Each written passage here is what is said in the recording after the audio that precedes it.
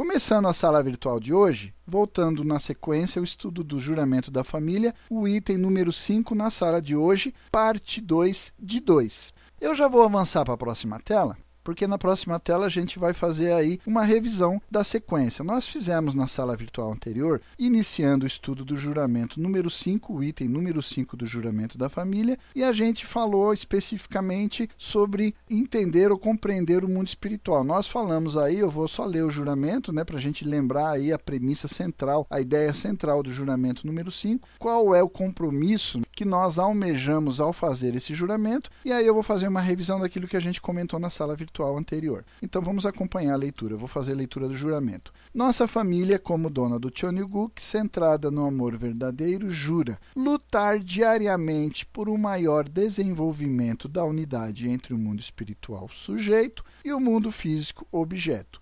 Então, a ideia central é essa, um esforço, uma luta diária, uma luta constante na busca de promover, de desenvolver essa união, essa unidade entre as realidades do mundo espiritual e do mundo físico, dando a cada uma delas uma posição específica, ou seja, o mundo espiritual na posição de sujeito e o mundo físico objeto.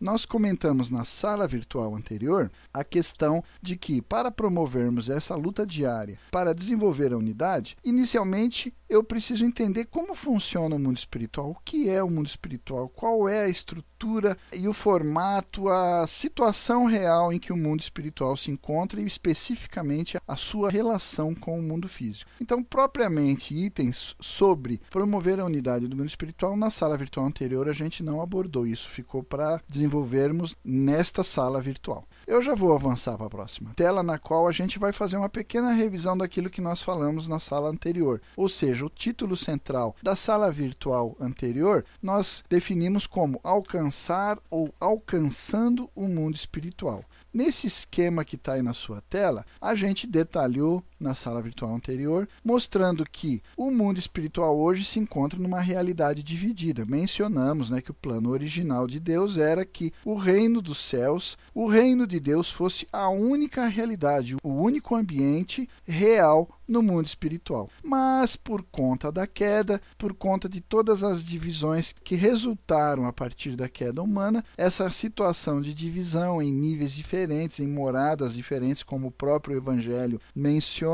acerca do mundo espiritual, passou a ser a realidade do mundo espiritual, ou seja, uma realidade cheia de divisões. Basicamente, se você observar, aí eu não vou me estender na discussão, porque a gente já estudou na sala virtual anterior, mas é só a título de revisão. Todas as divisões que vem ali, a parte de entrada do mundo espiritual, que a gente esclareceu bem ali o que está no gráfico na sua tela. O mundo espiritual transicional, logo abaixo, 3 níveis, ou seja, o inferno, a realidade fora do princípio mais inferior, que nós chamamos de inferno, que o cristianismo, de uma forma geral, chama de inferno, está subdividido em 3 níveis. Aí, na sequência, acima, passando do mundo espiritual transicional para níveis mais elevados, viria imediatamente acima o céu inferior, realidade a qual nós também já mencionamos e estudamos. Acima do céu inferior está aquilo que nós também conhecemos dentro do cristianismo, a partir da Bíblia, e bem detalhadamente estudamos também na sala virtual anterior sobre o paraíso, nível inferior, médio e superior. E, por fim, já grifado de forma distinta numa realidade acima, ou seja, aquilo que seria a única realidade do mundo espiritual, lá no alto do gráfico, o reino de Deus é aquela realidade dentro do princípio. Uma razão para aprender sobre o mundo espiritual é para entender melhor como os espíritos afetam a vida aqui na Terra. Influências espirituais podem trazer sorte e também causar infortúnio. De fato, diversas facções de espíritos descem para dar influência invisível ao mundo terreno, algumas para o bem e algumas para o mal. Um evento surpreendente de fortuna ou então um acidente esmagador pode ocorrer aparentemente sem qualquer razão. Numa percepção física, num vislumbre imediato, a gente pode achar, mas qual a razão disso? Não há razão aparente. Mas médiums, pessoas espiritualizadas que têm acesso ao mundo espiritual, podem conhecer claramente sua causa. Eu não vou me estender nessa discussão porque os demais detalhes nós já falamos na sala virtual anterior. Então, se você perdeu, fica aí a sugestão, assista a parte 1 deste conteúdo do item número 5 do juramento da família. Vamos avançar para a próxima tela? Começando então agora, nós vamos partir propriamente para o objetivo do juramento. Fizemos lá aquela análise, aquele estudo mais detalhado sobre a estrutura do mundo espiritual, onde a gente pôde pontuar toda a situação, tanto da entrada no mundo espiritual, como depois o encontro da sua localização ou da sua morada dentro daquelas diferentes realidades que a gente mencionou. Mas agora a gente precisa entender, antes de falarmos propriamente também da união, de promover essa união no mundo espiritual, entender aquela situação quando a gente fala que o mundo espiritual é sujeito e o mundo físico é objeto, ou seja, vamos falar então aqui nessas primeiras telas sobre o papel subjetivo do mundo espiritual. Eu vou fazendo a leitura e peço que você acompanhe e a gente vai fazendo os comentários. Os seres humanos são senhores da criação, dotados com domínio sobre ambos os mundos, físico e espiritual. Esse grifo é muito importante e eu peço que você se atente a ele. Nós vamos voltar a essa afirmação novamente. Quando falamos sobre o papel subjetivo do mundo espiritual, a gente jamais pode esquecer que os seres humanos são os senhores da criação, criados por Deus para serem os senhores da criação. Ou seja, eles são dotados com o domínio, com o potencial para exercer o domínio sobre tanto a realidade física, como também sobre a realidade espiritual. Temos utilizado a ciência e a tecnologia para melhorar a nossa capacidade de criar, comunicar e viajar por todo o globo. Isso na realidade física. Da mesma forma, devemos aprender como usufruir o mundo espiritual para melhorar o nosso poder espiritual para a obra espiritual que fazemos. Ou seja, aqui eu já vou fazer um parênteses. Nesse juramento, os verdadeiros pais demandam de nós, famílias abençoadas, que nós nos esforcemos, que nós nos empenhemos diariamente para promover esse maior desenvolvimento da união entre o mundo espiritual e o mundo físico. Como é que eu posso promover a união de alguma coisa que eu não entendo? Como é que eu posso promover a união de uma coisa que eu não tenho a capacidade de lidar? Eu não tenho a capacidade de manipular e usufruir dessa realidade. Então, por isso, fizemos o estudo anterior, tentando aí dar uma configuração mais clara para que nós possamos entender a realidade do mundo espiritual. Quando o Pai Mundo se propõe cumprir objetivos aparentemente impossíveis, ele segue em frente com total confiança, porque domina o poder do mundo espiritual. Precisamos aprender sua sabedoria secreta e fazer o mesmo a fim de ter sucesso em nosso trabalho de vida. Então, o que a gente estudou um pouco na sala virtual anterior, agora fica mais claro na nossa compreensão e principalmente na praticidade do juramento que nós estamos estudando. Para que nós possamos ter esse poder espiritual, nós precisamos aprender então a exercer o domínio. Se o mundo espiritual ele tem um papel subjetivo na realidade do universo, ou seja, na realidade onde está abrangido o mundo espiritual e o mundo físico, qual é o meu, qual é o seu, qual é o nosso papel como senhores da criação, como seres humanos criados para exercer o domínio sobre essas duas realidades? O juramento das famílias descreve o relacionamento entre o mundo espiritual e o mundo físico como parceiro, sujeito e objeto. Não é isso que a gente acabou de ler ali na tela anterior? Devemos lutar diariamente para promover o maior desenvolvimento da unidade entre o mundo espiritual, sujeito, e o mundo físico, objeto, ou seja, repetindo aquilo que já comentamos, né? E aí o texto vem novamente colocando essa situação de parceria, sujeito e objeto, entre o mundo espiritual e o mundo físico. Isso não quer dizer que o mundo espiritual é o parceiro sujeito para os seres humanos. A importância desse grifo vai de encontro novamente àquele grifo que eu fiz lá no início, quando eu comentei, marca, anote, que eu vou voltar a ele. Então eu disse lá anteriormente, os seres humanos são senhores da criação, dotados com domínio sobre ambos os mundos, físico e espiritual. Se o mundo espiritual é o sujeito em relação ao mundo físico na posição de objeto, o ser humano estaria então na posição de objeto em relação ao mundo espiritual? O mundo espiritual é sujeito sobre mim, sobre você, sobre cada um de nós? Como é que é isso daí? Então, vamos ao texto e a gente vai entender. Os seres humanos são tanto seres físicos como espirituais, criados tanto com mente quanto com corpo. Com nossa mente podemos governar o mundo espiritual e com o nosso corpo podemos governar o mundo físico. Tal como o mundo espiritual e o mundo físico se relacionam como parceiros, sujeito e objeto, a nossa mente e o nosso corpo devem se relacionar da mesma forma como parceiros, sujeito e objeto. Assim, boa governança do cosmos começa quando estabelecemos o correto relacionamento sujeito e objeto entre nossa mente e nosso corpo. O Pai Mun vive pela máxima: antes de dominar o mundo, primeiro domine a si mesmo. Então, aqui vamos fazer um parênteses, olha que interessante. Primeiro, estamos esclarecendo que, quando falamos no juramento, a unidade do mundo espiritual sujeito e o mundo físico objeto, nesse contexto está excluído o ser humano, ou seja, nós estamos simplesmente fazendo um paralelo entre aquela realidade que está lá no princípio divino, aonde a gente explica: Deus é um ser de características duais, caráter interno e forma externa, e criou o ser humano à sua imagem e semelhança, ou seja, um ser também que possui um caráter interno ao qual nós denominamos mente e uma forma externa a qual nós denominamos corpo. Na projeção para a estrutura do cosmos, isso também é realidade, ou seja, existe uma estrutura dual, um aspecto interno, um aspecto de caráter interno do universo e um aspecto de forma externa do universo, aos quais nós chamamos mundo espiritual e mundo físico. Nessa mesma semelhança com o ser humano e também com as características duais de Deus. Então, a citação do juramento número 5, colocando ali sujeito e objeto, é simplesmente entre as duas realidades, tal como a gente acabou de falar no texto. A mente e o corpo no ser humano estão no relacionamento de parceiro, sujeito e objeto, aonde a mente em relação ao corpo, o sujeito, e o corpo é em relação à mente, objeto. Assim também a estrutura do universo, mundo espiritual e mundo físico, se relacionam da mesma forma. O mundo espiritual é, em relação ao mundo físico, sujeito, e o mundo físico, em relação ao mundo espiritual, é objeto. E o ser humano? Agora, incluindo o ser humano dentro desse contexto, o ser humano é sujeito sobre ambas as realidades, física e espiritual. O universo, o cosmos, como falamos dentro do princípio divino, a estrutura das duas realidades, mundo espiritual e mundo físico, são para nós, seres humanos, objeto. E nós, em relação a essa estrutura, somos sujeito. Ficou claro?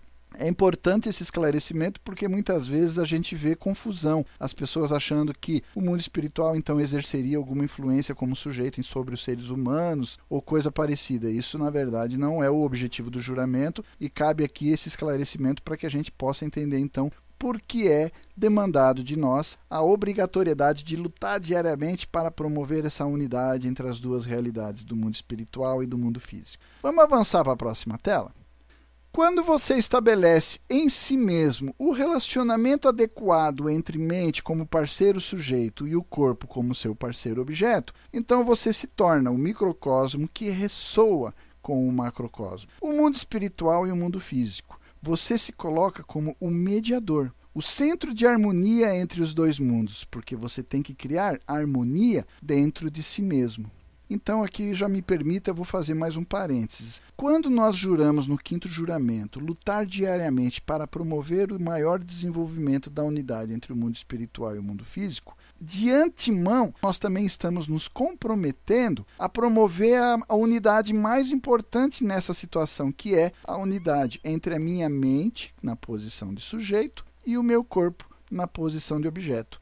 Essa unidade é fundamental, porque sem ela eu não posso promover a unidade do mundo espiritual e do mundo físico. Seria uma ousadia, seria um contrassenso falar em promover a unidade do cosmos, ou seja, das realidades espiritual e física, sem ter promovido a unidade dentro de mim mesmo. Por isso, na tela anterior, a gente colocou aquela máxima do verdadeiro Pai, quando ele diz: antes de eu pretender dominar o universo, eu preciso dominar a mim mesmo. Promover essa união como microcosmo dos aspectos sujeito e objeto dentro de mim mesmo, ou seja, minha mente dominando o meu corpo seguindo absolutamente os ditames, as orientações da minha mente. Por sua parte, o mundo espiritual desfruta encontrar em você um canal para operar a sua vontade no mundo físico. Embora incontáveis espíritos esperam fazer boas obras na Terra, eles requerem, eles demandam, eles precisam de um mediador responsivo, um intermediário que dê as condições necessárias, através de quem eles possam realmente agir.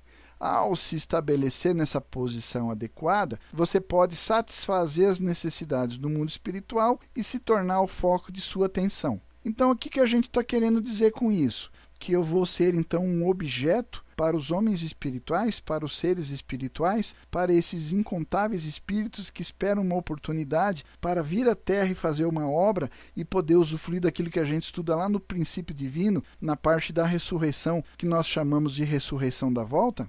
É esse o objetivo? É isso que eu quero dizer? Não. Não estou dizendo que nós vamos ser pessoas que vão receber espíritos, que vão estar sendo manipuladas por espíritos, fazendo as obras deles aqui na Terra como objetos nas mãos deles. Não. Não é isso que eu estou dizendo. Olha o que o texto está falando ali. Para que eles possam fazer boas obras, eles precisam encontrar um mediador responsivo, ou seja, uma pessoa que tenha condições de estabelecer um relacionamento claro para que eles possam agir intermediando as ações que esses espíritos demandam realizar aqui na Terra, mas isso não significa se colocar de forma objetiva. Não significa se sujeitar absolutamente aos mandos e às vezes até mesmo aos desmandos de seres espirituais. Não é isso que nós estamos falando, tá bom? Então a questão do papel subjetivo do mundo espiritual não passa por essa situação onde você vai estar sendo manipulado por seres espirituais, de forma nenhuma. Vamos avançar então para a próxima tela? Inspiração e nossa resposta. Então vamos esclarecer um pouco melhor isso que a gente comentou agora há pouco. Vamos tomar então alguns exemplos do que significa essa situação de estarmos sendo mediadores responsivos para seres espirituais, para os espíritos que demandam do mundo físico para usufruir da ressurreição da volta. É bem conhecido que as habilidades de médiums variam de acordo com o seu estado emocional e o ambiente espiritual. Então veja só, não é apenas a pessoa que tem que estabelecer uma condição, mas é também necessário um ambiente propício para que essa obra possa acontecer. Na presença, por exemplo, de céticos, eles são frequentemente desarmados e incapazes de demonstrar os seus poderes. Curandeiros testificam que suas obras de curas funcionam melhor quando o paciente está aberto e recebe a obra. Um exemplo clássico disso está lá na Bíblia. Jesus, o maior dos curandeiros, aquele que exerceu o poder de cura inúmeras vezes citado na Bíblia, disse para aqueles que foram curados: a tua fé te curou.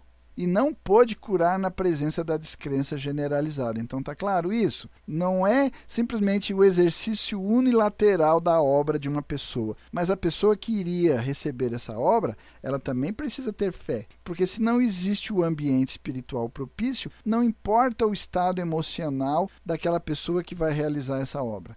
Ela não pode se cumprir, ela não pode se realizar. Deu para perceber?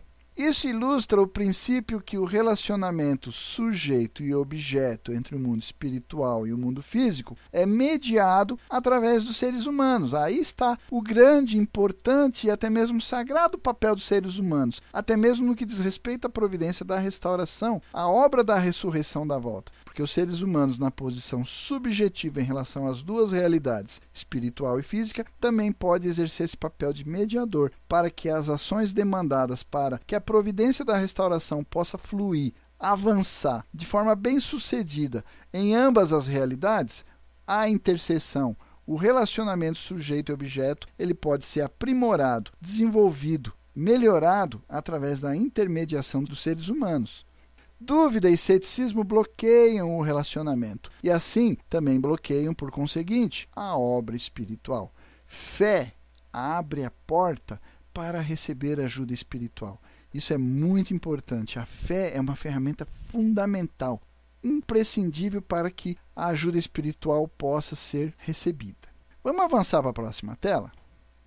Inspiração espiritual está por trás da obra criativa de todos os grandes inventores, cientistas e artistas. A gente vai elencar alguns exemplos a título de ilustração. Na viagem do Dr. Sun-Hung Lee pelo mundo espiritual, ele viu espíritos trabalhando em laboratórios, criando material de invenção que seria comunicado aos cientistas terrenos mais tarde. Por que é que tantas invenções e descobertas científicas são feitas quase que simultaneamente por vários pesquisadores em diferentes partes do mundo trabalhando isolados uns dos outros? E isso tem sido frequente. No estudo da história humana, a gente tem observado essa situação acontecendo em vários momentos da história. Pessoas totalmente isoladas, sem nenhum conhecimento uma da outra, atuando numa área específica de pesquisa, mas sem saber o trabalho que um estava fazendo, sem saber que havia outra pessoa fazendo o mesmo trabalho que essa pessoa estava fazendo, e elas acabam quase que simultaneamente encontrando resultados semelhantes, e isso a gente fica perplexo se a gente não tiver a percepção, a observação espiritual de que isso pode ser, que isso venha a ser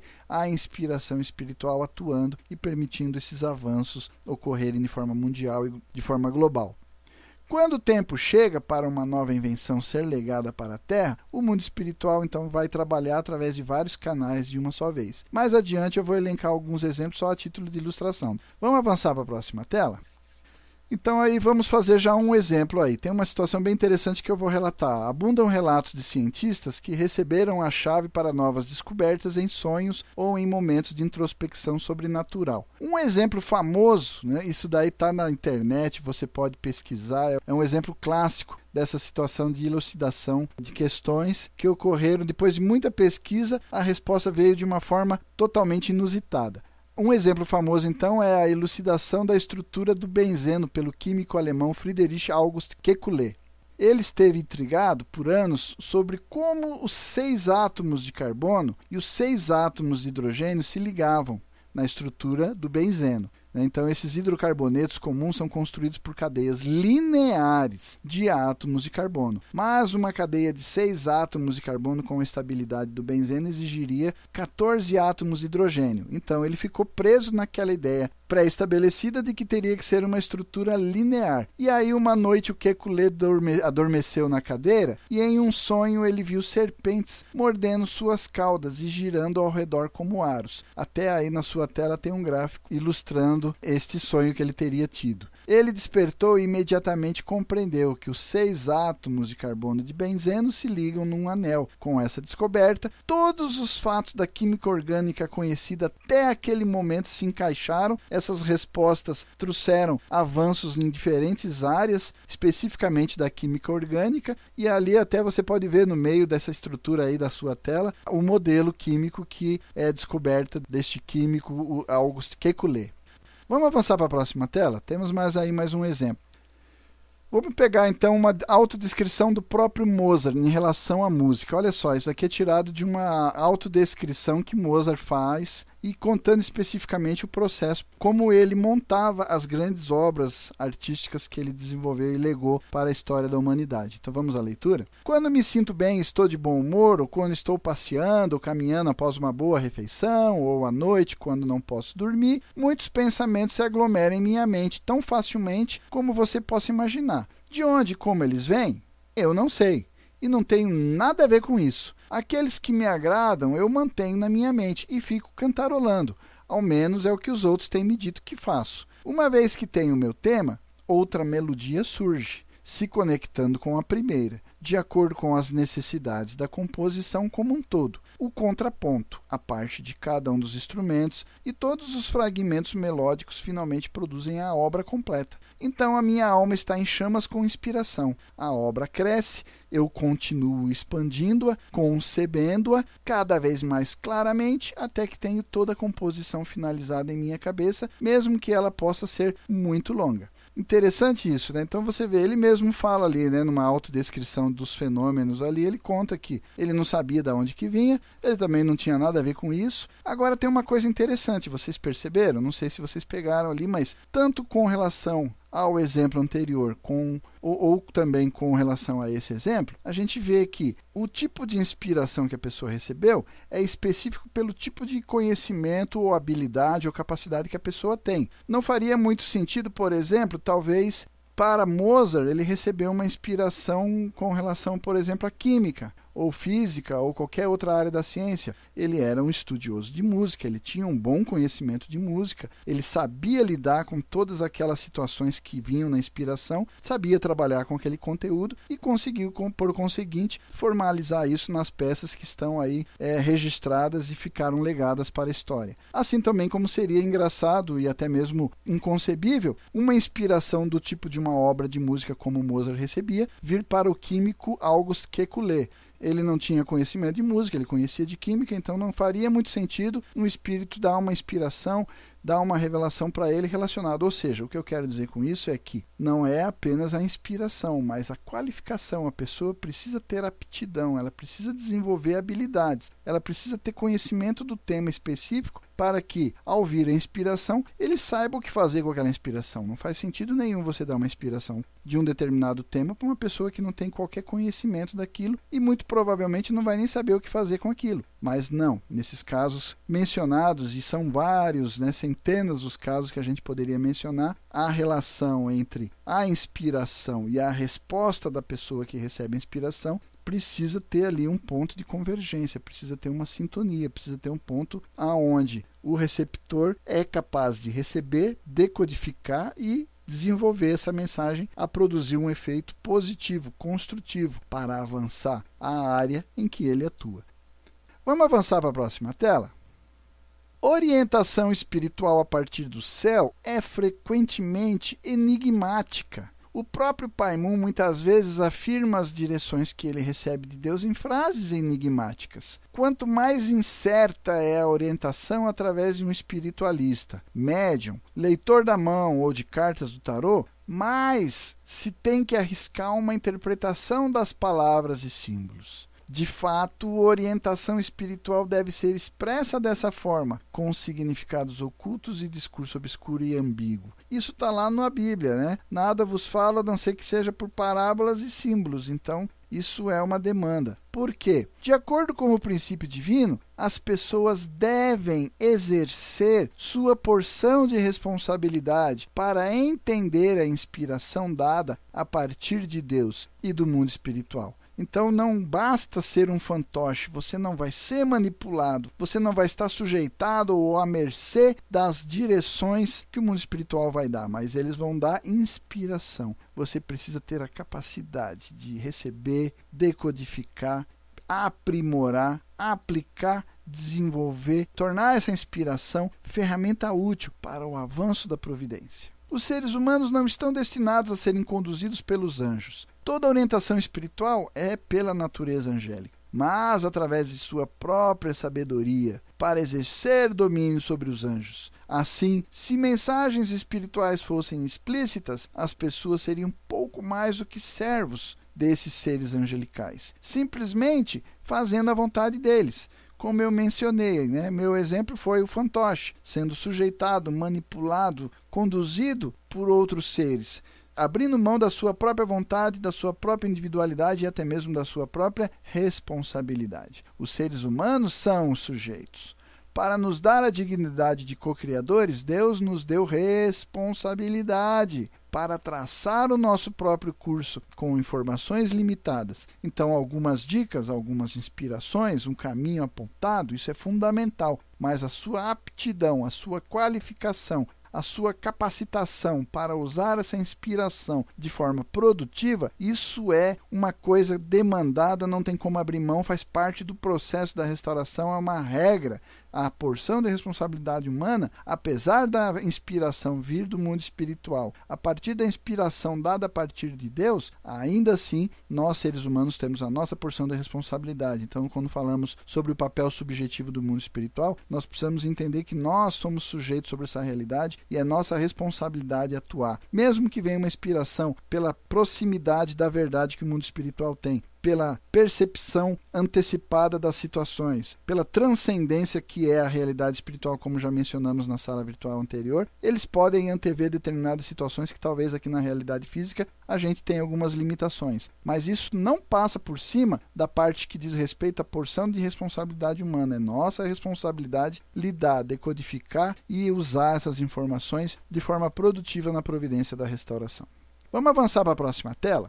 Nossa responsabilidade de entender a orientação de Deus começa por ter uma mentalidade pública. Então não adianta. Se nós olhamos para essas inspirações, recebemos revelações e usamos isso de forma egoísta, nós estamos, na verdade, nos tornando obstáculos para a obra de Deus. A mentalidade pública é ferramenta fundamental, é ferramenta inevitável e inexorável para que o cumprimento da nossa responsabilidade, ao entender e ao usar essa orientação de forma produtiva, de forma a fazer avançar a providência da restauração, é fundamental. Qualquer egoísmo, qualquer tipo de vaidade pode nos cegar para a vontade de Deus. Portanto, quando Pai Moon diz para não interpretar as direções do céu, ele quer dizer que não devemos nos esquivar, não devemos fugir do caminho de sacrifício pela redução intencional da demanda de Deus para algo confortável. Às vezes as pessoas recebem uma revelação, recebem uma inspiração e decodificam, traduzem, amenizam, dão a sua própria versão, tornando-a de uma forma a atender, na verdade, os seus próprios anseios. Às vezes também a gente escuta as pessoas falando: eu recebi uma revelação onde Deus me disse para dizer para você fazer isso ou fazer aquilo. É outra forma errada de interpretar. Na verdade, quando você recebe uma revelação, quando você recebe uma inspiração, quando Deus lhe dá uma demanda, ele está dando a demanda para você. Se ele quiser falar alguma coisa para outra pessoa, ele vai até aquela pessoa e fala para ela. Então a revelação, a inspiração que você recebeu é para você. Não jogue sobre os ombros dos outros a responsabilidade que compete a você. De fato, devemos nos engajar na interpretação do que parece crítico e vago, mas devemos fazer isso com uma mentalidade pública, seguindo sempre o princípio, prontos e dispostos a assumir o encargo demandado por essa inspiração. Aí sim nós estamos livres de cometer um erro no cumprimento da responsabilidade. Você quer um exemplo clássico? Quando a gente estuda o princípio divino, lá no capítulo, quando falamos sobre a finalidade da vinda do Messias, no finalzinho do capítulo nós estudamos a situação de João Batista, uma pessoa espiritualizada, uma pessoa conhecedora da palavra, uma pessoa que tinha milagres no seu nascimento, uma pessoa que estudou com os doutores da lei, que recebeu revelações espirituais dos mais elevados espíritos, em prol da obra da salvação que Jesus vinha realizar. E o erro que ele cometeu foi porque ele, envolvido pelo egoísmo e pela vaidade, acabou cego e acabou perguntando para Jesus: és tu aquele que deveria vir ou devemos esperar por outro? Então, nós precisamos tomar muito cuidado. É um exemplo clássico, a gente poderia citar outros, mas eu acho que esse já é suficiente. É dito que uma invenção é 5% inspiração e 95% transpiração. Isso é um ditado coloquial, as pessoas sempre comentam. 5% de inspiração e 95% de transpiração, porque vem exatamente aquilo que eu acabei de comentar nas telas anteriores. A revelação vem, a inspiração vem, mas o conhecimento, a capacitação, a capacidade de usar essas informações que você precisa ter é a parte da transpiração, e isso faz os 95%. Se você não tem esses 95% de capacidade, de habilidade, de conhecimento, a inspiração vai fazer muito pouco efeito. Ela vai trazer muito pouco resultado prático, muito pouco resultado efetivo no que diz respeito a avançar a providência. O mundo espiritual busca por essas pessoas preparadas, qualificadas e dispostas para confiar o seu mais precioso conhecimento. Então, olha só, esse finalzinho eu vou abrir um parênteses e ligar lá em cima com o grifo que eu fiz anteriormente. Mentalidade pública. Então, se eu tenho preparação, se eu tenho disposição, mas o meu conhecimento eu não estou disposto a compartilhar, se eu não estou disposto a utilizar ele de forma pública, com uma mentalidade pública, muito pouco o mundo espiritual vai poder fazer por mim. Muitas vezes o mundo espiritual vai preferir procurar outra pessoa com talvez menos qualificação ou então com menos disposição, mas que talvez tenha uma mente um pouco mais pública e esteja mais apta a receber. Talvez não entender totalmente, mas é uma pessoa mais apta, infelizmente, e aquela que seria a mais apta, pelos atributos do egoísmo ou vaidade, acaba obstruindo, fechando as portas para receber essa inspiração. Eles querem cooperar com as pessoas terrenas que se esforçam diariamente para trazer esse projeto espiritual a ser concretizado no mundo físico. Isso não é um esforço esporádico. O juramento número 5 fala claramente: lutar diariamente, é um esforço diário, não é um dia sim, outro não. Hoje, talvez semana que vem de novo. Há um dia por mês, acho que está bom. Não, é um esforço diário. Não é isso que está lá no juramento? Todo dia a gente repete essa frase: eu juro lutar diariamente. Diariamente eu tenho lutado para realmente realizar esse projeto espiritual? Fazer com que esse projeto espiritual de fato se concretize no mundo físico? Essas pessoas concluirão a ligação entre o mundo espiritual e o mundo físico como parceiro sujeito-objeto. Aquelas pessoas que se esforçam diariamente, é um esforço diário, demandado de cada uma das nossas famílias abençoadas. Está lá no juramento número 5, claro como o sol. Vamos avançar para a próxima tela? Destino e responsabilidade, outro ponto importante para a gente entender quando a gente fala do mundo espiritual, das direções, das inspirações que o mundo espiritual possa exercer. Muitas vezes as pessoas não compreendem corretamente o papel subjetivo do mundo espiritual, particularmente quando se trata da questão da fortuna e do destino. As pessoas muitas vezes acreditam que cada pessoa tem um destino já pré-determinado, escrito nas estrelas, escrito lá no livro do destino ou coisa semelhante, armazenado lá no mundo espiritual. Os eventos importantes na nossa vida, o dia da nossa morte, por exemplo, estão predestinados? É dito que planos se desdobram no mundo espiritual anos antes de darem fruto na terra. E aí, como é que eu respondo então? Estão predestinados? Entretanto, o princípio divino apresenta claramente apenas um tipo de predestinação para os seres humanos. Está lá no capítulo Predestinação. A predestinação de Deus de prosperidade e sucesso para a pessoa que cumpre sua porção de responsabilidade. Está claro, a predestinação de Deus de prosperidade e sucesso para a pessoa que cumpre sua porção de responsabilidade. Se a pessoa falha em cumprir a sua porção de responsabilidade, qual é a predestinação de Deus para ela? Prosperidade? Sucesso? Qual é o destino, então, daquelas pessoas que falham em sua responsabilidade? Para todos os seres humanos, Deus e o mundo espiritual prevêem vários destinos possíveis. O sonho de consumo de Deus lá no plano da criação, lá no ideal da criação, era que todas as pessoas fossem pessoas de prosperidade e sucesso. Mas ocorreu a queda. Mas o ser humano falhou em cumprir a sua porção de responsabilidade. E aí a gente tem visto aí as pessoas vivendo na miséria, vivendo no sofrimento, vivendo no retrocesso, vivendo no declínio. Qual destino é possível? Um é glorioso, outro pode ser miserável. Qual destino se tornará realidade? Depende do cumprimento da porção de responsabilidade humana. Na próxima tela, nós vamos falar aí sobre essa questão aí de efetivamente unir o mundo espiritual e o mundo físico. A gente já estudou, então, mais detalhadamente o mundo espiritual. Falamos aí para a gente esclarecer essa situação quando falamos lá do papel subjetivo do mundo espiritual, ou seja, a gente fala lá no juramento a unidade do mundo espiritual, sujeito, e o mundo físico, objeto. Agora, efetivamente, como eu, como você, como nós podemos promover, então, a união, a unidade, a unificação das duas realidades, do mundo espiritual e do mundo físico. Muitas pessoas estão cientes do mais elevado poder da providência divina que guia nossas vidas. Sentimos a orientação de Deus nos conduzindo através de momentos escuros e desesperados para novas situações com caminhos frutíferos de ação. Quando confiamos na providência, coisas incríveis podem acontecer e realmente acontecem, pois nos colocamos numa posição para receber ajuda espiritual. Me permita ler de novo esse trecho. Quando confiamos na providência, então coisas incríveis podem e realmente acontecem, pois nos colocamos numa posição para receber ajuda espiritual. Então aí o que você entende? O que eu entendo? Para que eu possa, então, estar numa posição de receber ajuda espiritual, eu preciso confiar na providência, eu preciso ter fé na providência. Quanto eu tenho que ter fé na providência? Quantos por cento? 50% é suficiente? 70%? Ah, só 30%, será que não está bom? 100%. É aqueles 3 pontos que o verdadeiro Pai sempre nos ensinou. E o primeiro começa com fé absoluta.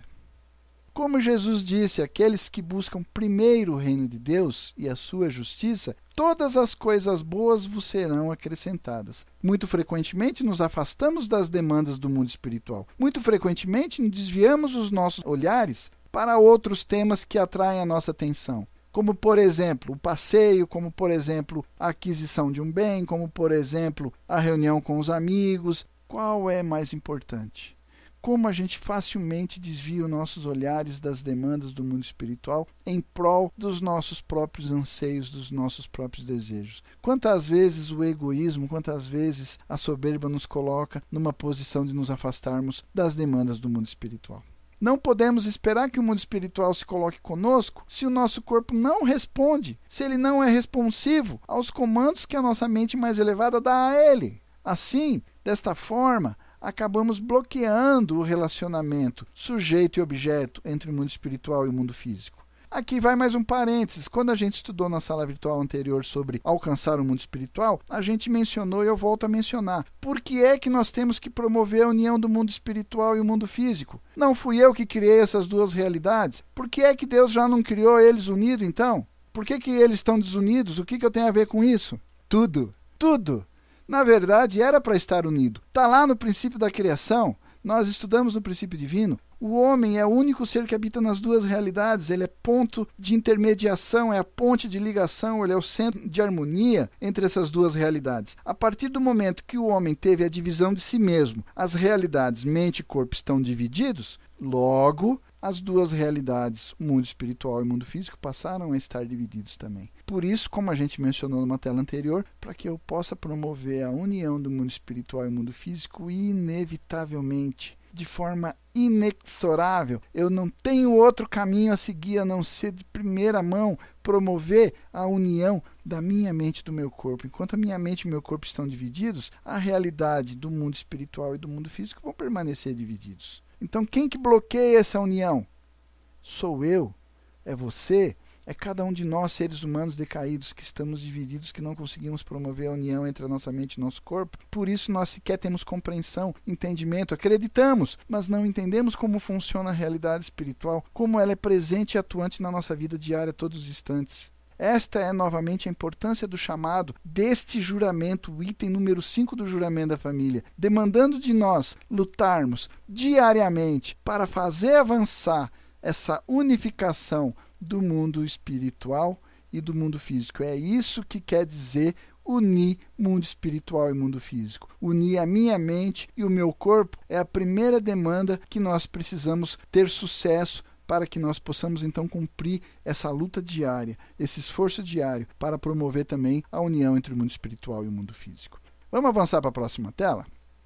Unir o mundo espiritual e o mundo físico é como fazer aço a partir da liga de ferro e carbono. Então, se você não conhece muito de siderurgia, aqui vai uma exemplificação bem clara, bem simples, uma exemplificação bem simples. O que é o aço? Na verdade, ele não está na natureza. Nós criamos ele através da capacidade que o ser humano aprendeu de lidar com os elementos, forjando ferro e carbono. E dessa liga, a gente chega no aço. O carbono é macio e quebradiço. O ferro é fraco e se dobra facilmente. Mas quando os dois elementos são combinados, são forjados, o resultado é aquilo que a gente tem, o aço forte e durável. É da mesma forma com esta ligação que nós estamos falando entre o mundo espiritual e o mundo físico. Os espíritos podem fazer muito pouco por eles mesmos. Nós mesmos somos pessoas comuns, com muitas limitações. Mas, quando cumprimos a vontade de Deus como os mediadores, que conectam a inspiração do mundo espiritual com a ação prática do mundo físico, nos tornamos fortes e cheios de energia. Nos tornamos pessoas de grande fortuna. O que significa fortuna? Não se apegue ao conceito de riqueza material. Fortuna na cultura oriental está mais relacionada com boa-aventurança, como um futuro de boa sorte, com um destino grandioso. Seria algo semelhante, aí, uma tradução mais próxima. Então, como nós nos tornamos pessoas então de grande fortuna? Pessoas que se colocam como mediadoras, capacitadas a conectar essa inspiração que vem do mundo espiritual, tornando isso algo prático, uma ação prática, uma ação concreta, uma coisa que faça avançar substancialmente a providência de Deus na realidade do mundo físico. E inspirações vêm diariamente e transbordamos com criatividade. Fenômenos espirituais ocorrem ao nosso redor constantemente. Nós visualizamos isso constantemente, nós nos apercebemos disso constantemente, nós sabemos receber, decodificar e principalmente utilizar isso para o progresso da providência atualmente. Podemos ser preenchidos com conhecimento premonitório sobre as pessoas ao nosso redor. Podemos sentir as suas mentes, também sentir e captar os seus motivos e até mesmo conhecer de antemão o seu futuro. Vamos avançar para a próxima tela? Qualquer coisa que colocamos nossas mãos para fazer pode obter 3 vezes ou até mesmo 10 vezes mais resultado do que o habitual. Olha, que coisa fantástica, você ficou impressionado e você já deve estar pensando assim, puxa, isso é uma coisa que eu gostaria. E aí eu te pergunto, e por que não pode? Por que você não faz? Qualquer coisa que você coloque sua mão para fazer, qualquer projeto, qualquer empreendimento que você se determine a fazer, por que você não consegue obter mais resultado? Por que às vezes as coisas não caminham adequadamente? Por que às vezes tem tantos percalços para chegar num objetivo que aparentemente parecia tão simples? Por que você não pode até mesmo obter resultados 10 vezes maiores do que o habitual? Nos tornamos pessoas dinâmicas que podem trazer sucesso e vitória para qualquer empreendimento. Unificação não ocorre quando um médium perde a sua consciência sobre si mesmo num transe espiritual. Isso não significa que ele está fazendo unificação do mundo espiritual e do mundo físico. Como pode haver unidade quando o espírito vai ofuscar inteiramente a consciência mental de uma pessoa terrena, fazendo uso dela e ela nem se lembrar do que ela fez? A unificação não é alcançada quando um espírito possui, obsedia uma pessoa. Ao invés, Deus pretendia de fato que nós regêssemos o mundo espiritual, que nós regêssemos os anjos, como está lá no primeiro livro de Coríntios, lá no capítulo 6. Não sabeis que julgarão até os anjos? Estas formas inferiores de fenômenos espirituais que acontecem no mundo hoje caracterizam basicamente aquilo que nós chamamos de espiritualidade angélica. Eles não são verdadeira unificação, não tem nada a ver com essa unificação, essa unidade que o juramento demanda de nós realizarmos. As pessoas não precisam se tornar médiuns para serem mediadoras efetivas para a obra do mundo espiritual. Em qualquer área da nossa vida, o nosso desafio é discernir a orientação de Deus e agir baseado nela. Então, mediunidade, espiritualidade, domínio do mundo espiritual não significa simplesmente um gesto religioso trazendo uma mensagem religiosa, mas sim exercer um avanço positivo, construtivo na área em que você atua. Seja na música, seja na ciência, seja na matemática, seja na informática, seja, enfim, a área que você estiver atuando. Ali Deus pode, através de orientação e inspiração espiritual, fazer avançar através de você, com o conhecimento que você venha a ter e a capacidade de receber, decodificar e usar a inspiração vinda do mundo espiritual. Não como um objeto sujeito aos anseios e vontades num transe de consciência ofuscada, de jeito nenhum, tá bom? Vamos avançar para a próxima tela? Então, 3 chaves para mobilizar o mundo espiritual. Está aí nesse gráfico ao lado, eu vou fazer a leitura e a gente vai comentando. Então, essa unificação do mundo espiritual e o mundo físico. Ali no gráfico você vai ver o mundo espiritual um pouco acima, o mundo físico abaixo. Basicamente é aquele modelo que a gente estuda dentro do princípio divino. O ser humano ali com a sua estrutura de mente e corpo, interagindo em relacionamentos de dar e receber com as duas realidades. A mente se relacionando ao mundo espiritual, o corpo se relacionando ao mundo físico e ambos nas posições de parceiro, sujeito e objeto, um pouco mais à esquerda do gráfico ali, né? No centro da unidade entre o mundo espiritual e o mundo físico se coloca o ser humano, a gente já mencionou isso, que junta então os dois mundos no circuito da ação dar e receber. Há 3 chaves, há 3 pontos chaves para concluir esse circuito e assim receber ajuda espiritual. Primeiro, uma pessoa afirma, determina, se compromete a dedicar sinceramente a Deus e essa determinação de fazer a vontade de Deus. Portanto, mobilizar o mundo espiritual para dar inspiração, orientação e apoio. Não é o mundo espiritual que vem agir de forma subjetiva sobre você, mas é você que vai agir de forma subjetiva para trazer essa inspiração, para trazer essa orientação, para receber essa ajuda espiritual, para aquilo que você colocar a mão possa ter 3 ou 10 vezes mais resultados do que o habitual. Segundo, a pessoa deve estabelecer boa unidade entre mente e corpo e assim ser capaz de agir com a inspiração que ele vai receber. E terceiro, a pessoa deve estabelecer um fundamento prático na Terra, que suas ações possam ter peso e serem eficientes no que diz respeito a fazer avançar a obra de Deus. Então está aí também no gráfico, de forma resumida, aquilo que a gente acabou de comentar. Esses 3 pontos chaves importantes para promover, mobilizar o mundo espiritual. Intenção da mente e essa determinação, a unidade mente e corpo e o fundamento na Terra para a ação efetiva com resultados concretos. Vamos avançar para a próxima tela? Na sala virtual anterior, quando falamos ali da estrutura do mundo espiritual, nós falamos da situação mais drástica e trágica da realidade do inferno. E aqui a gente não poderia avançar falando sobre unidade do mundo espiritual e o mundo físico sem fazer mais uma menção àquela realidade que a gente esboçou a sua estrutura e que agora a gente precisa entender que as pessoas que lá residem, que lá habitam, precisam ser liberadas. Então vamos falar um pouquinho aqui rapidamente sobre a liberação do inferno. O santo e o pecador são ambos filhos de Deus. Portanto, nós que estamos mais próximos de Deus devemos amar nossos irmãos e irmãs que sofrem a dor de uma amargura ou ressentimento de um espírito. O princípio divino explica que Abel não pode entrar no céu sem salvar Caim. Vamos repetir esse trechinho? O princípio divino explica que Abel não pode entrar no céu sem salvar Caim. Não é o Caim que tem que sair correndo atrás do Abel e andar pendurado na barra da calça dele. É o Abel que tem que ir lá buscar e salvar o Caim. Se o Caim não entrar no céu, o Abel não entra. O Abel tem que pegar e empurrar o Caim para dentro do céu. Colocando de outra forma, qualquer um que não ame o seu inimigo na terra, ainda terá ele como seu inimigo no mundo espiritual. Ele vai arrastar essa pessoa para o inferno.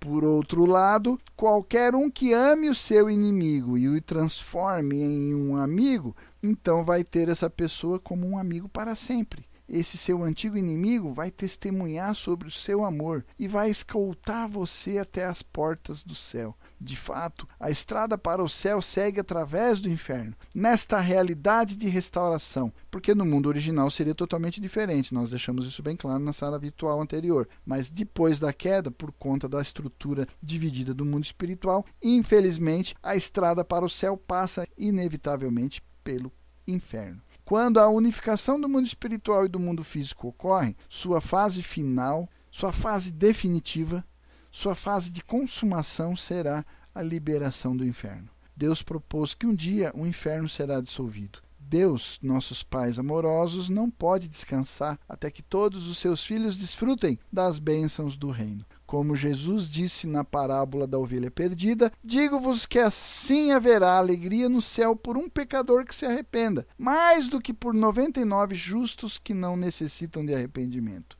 Então olha que coisa interessante, né? Essa parábola é fantástica, né?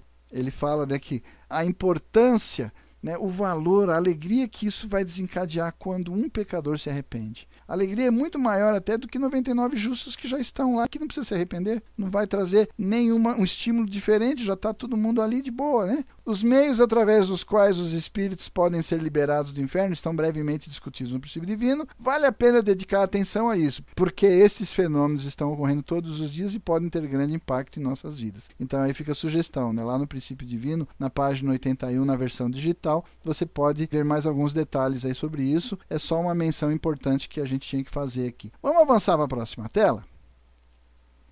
Esforce-se diariamente. Aprendemos que o mundo espiritual tanto nos sobrecarrega quanto nos fortalece. Isso é o resultado do que nós já estudamos até agora, tanto na sala virtual anterior falando sobre alcançar o mundo espiritual, quanto nessa sala falando sobre o papel subjetivo do mundo espiritual e sobre unir o mundo espiritual e o mundo físico. Espíritos ostentando os pecados de nossos antepassados nos afligem. Ao mesmo tempo, anjos e espíritos elevados inspiram e nos ajudam a cumprir a vontade de Deus. Cada ser humano se coloca exatamente no meio, entre o céu e o inferno. Somos responsáveis para unir os mundos espiritual e físico em busca da vontade de Deus, enquanto ao mesmo tempo pagamos restituição pelos pecados do passado e rompemos as correntes de nossos antepassados no inferno. Aqui a gente poderia fazer aí uma discussão sobre a obra espiritual de Champion, a liberação dos espíritos, mas isso fica para uma outra oportunidade. Em nossa posição como agentes históricos para a unificação do mundo espiritual, então nós devemos nos esforçar diariamente. A gente já enfatizou esse esforço diário, essa demanda de dedicação diária, constante, na busca de empreender essa unidade entre o mundo espiritual e o mundo físico, ou seja, de antemão, a unidade entre mente e corpo.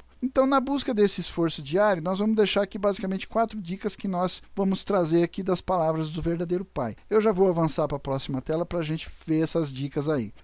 Primeira dica que a gente vai deixar: devemos nos esforçar diariamente para estabelecer as 3 chaves para receber ajuda espiritual. Aqueles 3 pontos chaves que a gente acabou de mencionar. Ou seja, até coloquei o gráfico aí para a gente lembrar: intenção e determinação da mente, unidade de mente e corpo e o fundamento prático na Terra, né, para que as ações sejam efetivas. Então, esses são os pontos que nós devemos nos esforçar diariamente, constantemente reafirmar a nossa determinação, promover o esforço diário de unir mente e corpo e assim colocar em prática na vida cotidiana as ações obtidas a partir da inspiração, colocar isso em ações práticas de forma efetiva no nosso dia a dia.